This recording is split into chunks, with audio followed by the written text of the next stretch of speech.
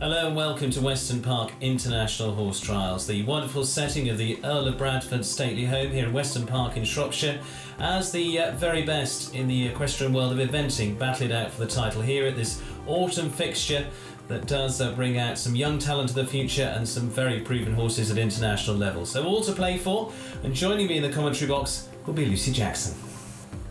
Hi then, Steve, and it's a pleasure to be here today. I'm looking forward to seeing the action unfold as we watch the two-star. Francis Whittington we pick up with next, one of two for him on course. This is Bowley Born Impression, two he's got out today. This one owned by Catherine Witt of the Rookery Park Stud that are actually sponsoring this section here at Weston Park. And a number of top horses, not just in eventing but also in show jumping as well. Peter Murphy riding one of them. And indeed Park Lane Hawk winning Burley only a few weeks ago under William Fox Pitt for Catherine Witt, so she's having a good season. And great turn in the water for Emily Phillips. Is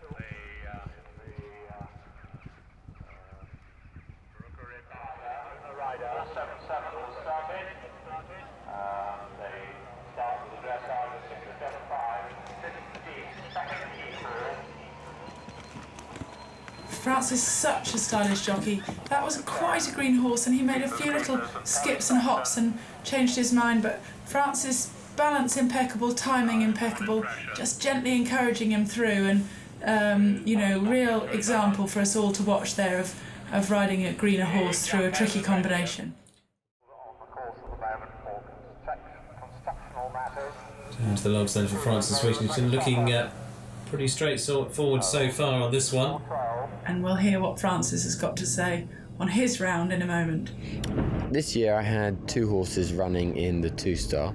Both of them were quite young horses, and when I walked around the cross-country course I thought this is actually going to be quite a stiff track for us to be going around. And I think certainly now looking back at the results, there were plenty of mistakes made by horses' riders throughout the whole course. What was interesting to see through the analysis of the track was there wasn't any one fence that caused more trouble than any other, and it was spread out throughout the whole course. And I think this has made it quite exciting, and certainly the courses nowadays are getting strong.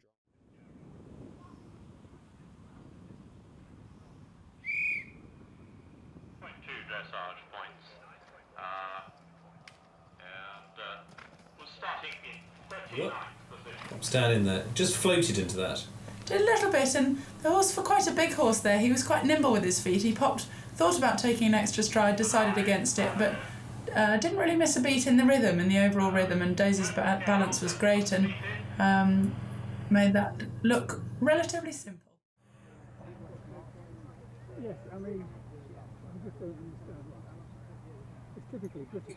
Quite quickly, and then steadies up. Steadies up, makes the turn, sets her sights on the skinny. Oh, so she was going for the slightly wider line, which I'd preferred to try and fit the three strides in. And I think the horse had his eye on that great big brush at the left-hand side by this white flag, right side of the screen as we look at it, and thought, God, that man, that's too big for me to jump. And then has realised where he should have jumped and took it on quite willingly. So a green error there, you know, he eyed up the wrong bit of the fence, didn't quite understand the question and decided that discretion was the better part of valour until he really understood what she was. The second one, I mean, to be fair to him, he went absolutely brilliantly, but unfortunately at the water, he jumped the brush at the first bit, then locked himself onto the novice fence backwards and was trying to go for that when I was hauling right to try and jump into the water, so we never even really got to present at the water. So 20 penalties later, and a bit gutted about that, but you know, it was a tricky fence, but it was one that tested a bit of skill and obedience, and my first one showed it and the second one didn't. It was the one that caused the most head scratching when we walked the course. Right until the penultimate fence, you've got combinations and just makes you think all the way.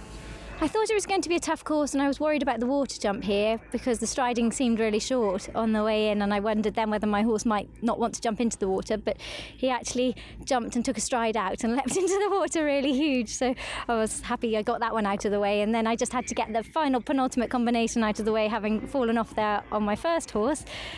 And yeah, so I had to get that out of the way in just the last fence, and I was a few seconds over the time, but he went really well.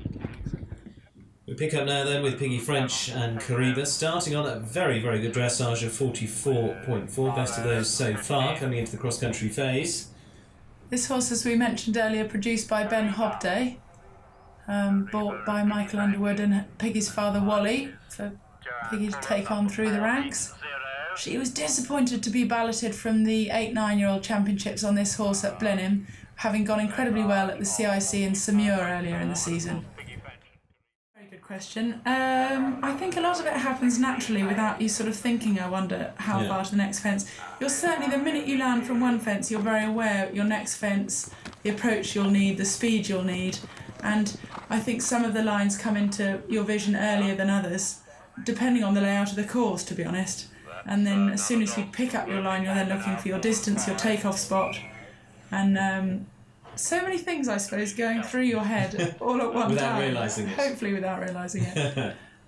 You can break it all down when you're walking the course, and then those thoughts have to become sort of subconscious reactions to what's going on underneath you. 0.2, Polly Stockton 47.5. Nothing in it.